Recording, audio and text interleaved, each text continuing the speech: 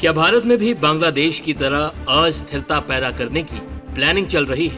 क्या विदेशी ताकतें भारत में भी बांग्लादेश की तरह गृह युद्ध जैसे हालात लाना चाहती हैं? बांग्लादेश की पूर्व प्रधानमंत्री शेख हसीना, जिन्हें 5 अगस्त को आनन फानन में देश छोड़कर भारत की शरण लेनी पड़ी, उनका एक इंटरव्यू चर्चा में है। तख्ता पलट के बाद पहली बार दिए गए इस इंटरव्यू में शेख हसीना ने न सिर्फ अपने देश में हुए विद्रोह को विदेशी साजिश बताया, बल्कि भारत को भी चेताया कि ऐसे हालात यहां भी हो सकते हैं। सबसे पहले आपको बताते हैं कि शेख हसीना ने अपने इस इंटरव्यू में कहा क्या है।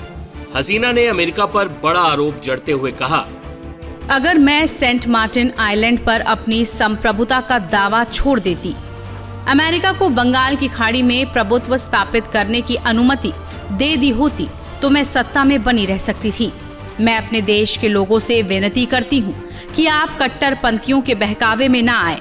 अगर मैं देश में रहती और भी ज्यादा लोगों की मौत होती, बर्बादी होती। इसलिए मैंने बाहर निकलने का कठिन फैसला लिया है।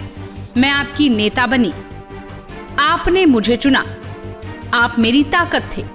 ये खबर पाकर मेरा दिल रो रहा है कि आवामी लीग के नेताओं को मारा जा रहा है और कार्यकर्ताओं को परेशान किया जा रहा है।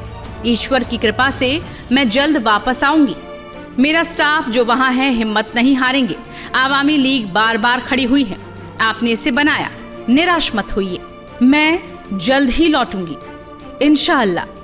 हार मेरी है, लेकिन जीत बांग्लादेश के लोगों की है। वो लोग जिनके लिए मेरे पिता और मेरे परिवार ने जान दे दी। मुझे खबर मिली है कि आवामी लीग के कई नेताओं और कार्यकर्ताओं की हत्या हो चुकी है और घरों में तोड़फोड़ कर आग लगा चुके हैं। अल्लाह तुम्हारी मदद जरूर करेगा। मैं अपने युवा छात्रों से दोहराना चाहूंगी, मैंने आपको कभी राजाकार नहीं कहा। मेरे शब्दों को तोड़ मरोड़ कर पेश किया गया। मेरा आपसे अनुरोध है कि आप उस दिन का पूरा वीडियो देखें। एक समूह ने आपके खतरे का फायदा उठाया। मुझे विश्वास है कि आप एक दिन इसका एहसास कर पाएंगे। मेरे देशवासियों, स्वस्थ रहो। मेरे सुनहरे बांग्ला का ख्याल रखना। जय बांग्ला, जय बंगबंधु। शेख हसीना के इस बयान के बाद हंगामा बरपा हुआ है। भारत को अस्थिर करने की विदेशी थ्योरी कोई नई नहीं है। शत्रुतापूर्ण रवैया रखने वाले पाकिस्तान और चीन जैसे पड़ोसी हों या इंटरनेशनल स्तर पर चौधराहट करता अमेरिका, भारत ने अपने राष्ट्रहित से किसी के लिए समझौता नहीं किया। अमेरिका इस बात से भी चिढ़ा हुआ है कि भारत और रूस का व्यापार लगातार बढ़ता जा रहा है। चीन और पाकिस्तान में भारत विरोधी ग्रंथियों की कथा नई नहीं है। वही हिंडनबर्ग रिपोर्ट जैसी चीजें भी हैं जिसे अमेरिकी शह पर भारतीय मार्केट को अस्थिर करने की साजिश के तौर पर भी कई लोग देख रहे हैं। ऐसे में भारत को न सिर्फ बाहरी बल्कि आंतरिक दुश्मनों से भी सावधान रहना है, ताकि बांग्लादेश जैसी स्थिति भारत में न आए।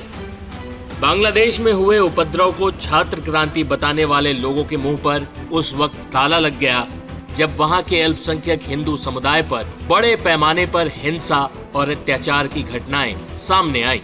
हिंदू विरोधी इन घटनाक्रमों से ये भी सिद्ध हुआ कि इस उपद्रव में जमाते इस्लामी और कट्टरपंथी तत्व बड़ी संख्या में शामिल है। बांग्लादेश की ये स्थिति भारत के लिए भी एक सबक है।